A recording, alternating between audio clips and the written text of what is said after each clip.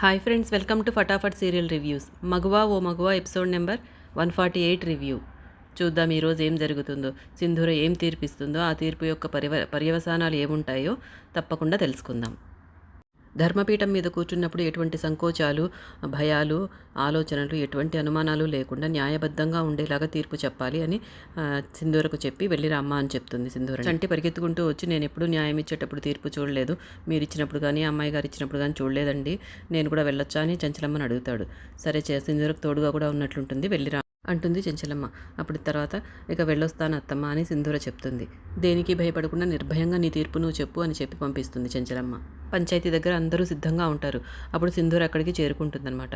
కారులో ఉండి దిగుతూనే చంటి గొడుగు పట్టి మరీ తీసుకెళ్తాడు. చంటి, నువ్వు ఇలాంటివన్నీ చేయకూడదు అంటే, పర్లేదమ్మాయి గారు, నేను మీ ఇంటి పనివాడినే కదా, ఇలాంటివన్నీ చేయకపోతే ఈ పనివాడికి మర్యాద కూడా తెలియదని అందరూ అనుకుంటారు, కాబట్టి నేను ఇలాగ చేయాలి అని సరే అని అలా తీసుకెళ్తాడనమాట.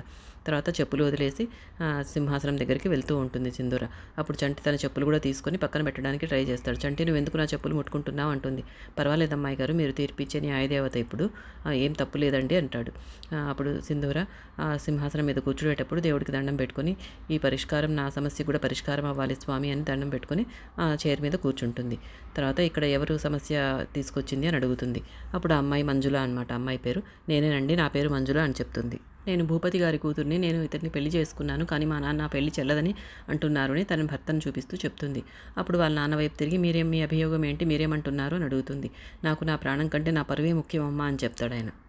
నా కూతుర్ని నేను ప్రాణంగా పెంచాను, నేను ప్రాణంగా పెంచిన నా కూతురు మా ఇంట్లో పనివాడిని ప్రేమించి పెళ్లి చేసుకునింది మాకు తెలియకుండా. నా స్థాయికి తగ్గట్టుగా నా కూతురికి ఒక గొప్ప సంబంధం చూసి తగిన విధంగా పెళ్లి చేయాలనుకున్నాను నేను. కానీ నా కూతురు నా కుటుంబ గౌరవాన్ని, మా వంశానికి ఉన్న పరువు ప్రతిష్టల్ని ఏమాత్రం ఆలోచించకుండా మా ఇంట్లోని పనివాడిని పెళ్లి చేసుకుని మా పరువు ప్రతిష్టల్ని మంట కలిపిందమ్మా అని చెప్తారాయన. మనసుకు నచ్చిన వాడిని ప్రేమించడం తప్పు కాదు కదండి అని వాళ్ళ కూతురు మంజుల అంటుంది. ప్రేమించడం తప్పు కాదు కాబట్టి ప్రేమించిన వాడినే పెళ్లి చేసుకున్నాను అంటుంది ఆ అమ్మాయి. కన్నవాళ్ళ పరువు ప్రతిష్ట గురించి ఆలోచించకపోవడాన్ని ప్రేమ అనరే, పిచ్చితనం అంటారు అని వాళ్ళ నాన్న మళ్ళీ అక్కడ మధ్యలో అడ్డుపడి చెప్తారు. ఆ ప్రేమించడమే పిచ్చి అయితే ఆ పిచ్చిని మళ్ళీ పెళ్లిగా మార్చుకోవడం క్షమించరాని నేరం అంటారు ఆయన.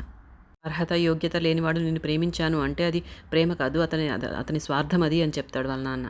మన కాళ్ళ దగ్గర పడి ఉండేవాడు నిన్ను పెళ్లి చేసుకున్నాడంటే అది పెళ్లి కాదే, అది మోసం అంటాడు. ఒక గొప్పింటమ్మాయిని ప్రేమించి పెళ్లి చేసుకుంటే ఈజీగా తొందరగా ఒక కోటీశ్వరుడు అయిపోవచ్చని వాడు నిన్ను పెళ్లి చేసుకున్నాడు అంటాడు. అర్హత లేనివాడు చాలా తొందరగా కోటీశ్వరుడు అవ్వాలని నిన్ను ఆశ పెట్టి పెళ్లి చేసుకున్నాడు అనేసి చాలా అభియోగాలు వేస్తారు వాళ్ళ నాన్నగారు. ఆ పనివాడు నా కూతుర్ని పెళ్లి చేసుకోవడం ఇదంతా చాలా మోసము, ద్రోహము అని ఆ పెద్దాయన చాలా బాధపడతారు. అప్పుడు సింధూర ఆ పెళ్లి కొడుకుని అడుగుతుందనమాట, ఆ మంజుల భర్తని. నువ్వు ఆ మంజులను ప్రేమించి పెళ్లి చేసుకోవడం అన్యాయమని, ద్రోహమని మీ మామగారు అభియోగిస్తున్నారు. నువ్వేమంటావు దీనికి అని అడుగుతుంది ఆ అబ్బాయిని. అప్పుడు, నేను ఆస్తి కోసం ఆశపడి ప్రేమించలేదండి, నేను ప్రేమించిన అమ్మాయితో సంతోషంగా బ్రతకాలని సాధకట్టాను అంటాడు. నాకు వాళ్ళ ఆస్తులేమీ అవసరం లేదండి, గంజినీళ్ళు పోసైనా నా భార్యను నేను పోషించుకోగలను అంటాడు. ఇన్ని రోజులు నిన్ను నమ్మి దగ్గర చేరదీసినందుకు నాకు ఇంత నమ్మక ద్రోహం చేస్తావనుకోలేదురా బద్మాష్ అని తిడతాడు ఆ మంజుల వాళ్ళ నాన్న. ఇప్పుడు వాళ్ళ కూతురు, నాకు పెళ్ళయింది, నా భర్తను ఎవరు చులకనగా చేసి మాట్లాడినా కూడా నేను సహించను, అది ఆ విషయం మా నాన్నకు చెప్పండి, మా నాన్నను మర్యాదగా మాట్లాడమని చెప్పండి నా భర్తతో అని చెప్తుంది. కన్నతండ్రి మర్యాద గురించి ఆలోచించకుండా ఇప్పుడిప్పుడు కట్టుకున్న భర్త గురించి ఆలోచిస్తుంది, తన మర్యాద గురించి ఆలోచిస్తుంది. ఇలాంటి కూతురుని ఏమనాలో మీరే చెప్పండి అమ్మా అని అడుగుతాడు సింధూర. అప్పుడు సింధూర, చూడండి భూపతి గారు, ఈ నేలకు, నింగికి, మట్టికి, నీరుకు, దేనికి కూడా కులమతాలు అనే భేదాలన్నీ ఏవి ఉండకుండా మనకు కావాల్సినవి మనం ఏ విత్తనం వేస్తే ఆ పంట మన చేతికి ఇస్తుంది. అలాంటి కులమత భావాలు లేకుండా మట్టే నేల తల్లి అలా ప్రవర్తిస్తున్నప్పుడు మనకు మాత్రం ఎందుకు, మనుషులమైన మనకు ఎందుకు ఈ కులాలు మతాలు ఇవన్నీ? మీ కూతురంటే మీకు ప్రాణం అంటున్నారు, మరి అంత ప్రాణంగా ప్రేమించిన కూతుర్ని తను ప్రేమించిన వాడిని పెళ్లి చేసుకుంటే మీకు జాలి దయ కలగట్లేదా? మీ ముందు దీనంగా నిలబడి ఉంది, నా భర్తను గౌరవించండి అని అడుగుతోంది, మా పెళ్లిని ఆమోదించండి అంటోంది, మరి మీ కూతురి మీద ప్రేమ కలగడం లేదా ఇప్పుడు అని అడుగుతుంది సింధూర. పెద్దవాళ్ళని ఎలాగైతే పిల్లలు గౌరవించాలని కోరుకుంటారో పిల్లలు కూడా అలాగే తమ ప్రేమని, అభిమానాన్ని చూపించాలి. తల్లిదండ్రులు మా మీద చిన్న తప్పు చేసినా కూడా మమ్మల్ని క్షమించి హక్కును చేర్చుకోవాలని అనుకోవడం తప్పేం కాదు కదా అంటుంది.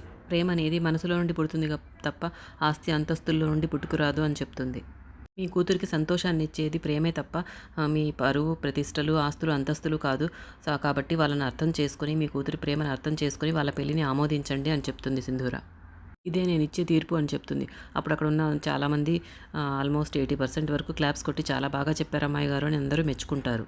చంటి కూడా అదంతా విని అందరూ మెచ్చుకోవడం చూసి చాలా సంతోషపడతాడు. తను కూడా చక్కగా నవ్వుతూ క్లాప్స్ కొడతాడు. కానీ ఆ పెద్దాయన మాత్రం ఆ బాధని, అవమానాన్ని దిగమింగుకోలేక అక్కడే ఉన్న పురుగుల మందును తాగేస్తాడనమాట.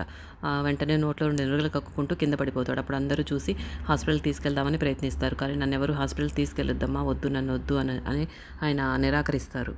నువ్విచ్చిన తీర్పే కరెక్ట్ అమ్మా. కానీ నాకు మాత్రం ప్రాణం కంటే పరువే ఎక్కువ. కానీ నా పరువు కోసము నేను నా కూతురి ప్రాణాలు నేను తీయలేను. అలాగని ఈ పెళ్లిని ఆమోదించి తలెత్తుకుని ఊర్లో నేను తిరగలేనమ్మా. కాబట్టి నేను చనిపోవడమే దీనికి కరెక్ట్ అనేసి ఆయన అలా మాట్లాడుతూ చనిపోతాడు. పంచాయతీ దగ్గర నుండి ఇద్దరు పెద్ద మనుషులు పరిగెత్తుకుంటూ వచ్చి చెంచలమ్మ గారింటి దగ్గరకు వచ్చి, చెంచలమ్మ గారు రండి, బయటికి రండి, సింధూరమ్మ గారు ఇచ్చిన తీర్పుకి తట్టుకోలేక భూపతి అక్కడికక్కడే విషం తాగి చనిపోయాడమ్మా అని చెప్తారు. ఏమంటున్నారు మీరు, రండి వెళ్దామనేసి చెంచలమ్మ అందరూ కూడా బయలుదేరి అక్కడికి వెళ్తారు. అక్కడికి వచ్చిన చెంచలమ్మని చూసి సింధూర అత్తమ్మ నేను అని తడబడుతూ ఉంటుంది. అప్పుడు చంటి కల్పించుకొని చెప్తాడు, ఆ భూపతి గారికి అమ్మాయి గారు ఇచ్చిన తీర్పు నచ్చలేదండి. పాలేరుని ప్రేమించి పెళ్లి చేసుకోవడం తప్పు కాదని అమ్మాయి గారు తీర్పు ఇవ్వడంతో ఆ తీర్పు నచ్చక ఆయన విషం తాగి ఇలా చేశారు, చనిపోయారు అని చెప్తాడు. ఇప్పుడు చెంచలమ్మ కోపంతో ఆ మంజుల వైపు చూసి, ఏమే ఇప్పుడు ఏడిస్తే మీ నాన్న ప్రాణం ఏమైనా తిరిగి వస్తుందా? పాలేరుని ప్రేమించి పెళ్లి చేసుకోవడం తప్పు అని నీకు తెలియదా? చిన్నప్పటి నుంచి నిన్ను గారాబంగా పెంచి పెద్ద చేసిన మీ నాన్న ప్రేమ కంటే పాలేరు ప్రేమ నీకు గొప్పదనిపించిందా? ఏరా, నీకు పనిచ్చి జీతం ఇచ్చి నిన్ను పోషించిన యజమానుని కాదని వాళ్ళ కూతుర్ని ప్రేమించి పెళ్లి చేసుకుని ఇలాగ ఆయన ప్రాణం తీస్తావా, ఆయన పరువు తీస్తావా అని వాడిని కూడా అడుగుతుంది. పరువే ప్రాణంగా బ్రతికే తల్లిదండ్రులు తమ పిల్లల్ని గారాబంగా పెంచుకొని ఇలాంటి పనివాడికిచ్చి పెళ్లి చేయాలని ఎవరైనా ఎందుకు అనుకుంటారు? జమీందారు వంశంలో పుట్టిన దానివి నీ ఇంటికి ఉన్న, నీ కుటుంబానికి నీ వంశానికి ఉన్న పరువు ప్రతిష్టలు ఏంటో నీకు గుర్తుకు రాలేదా అని అడుగుతుంది ఆ అమ్మాయిని. ఏ తల్లిదండ్రులైనా వాళ్ళ స్థాయికి తగ్గ సంబంధాన్నే చూసి తమ పిల్లలకు పెళ్లి చేయాలనుకుంటారు.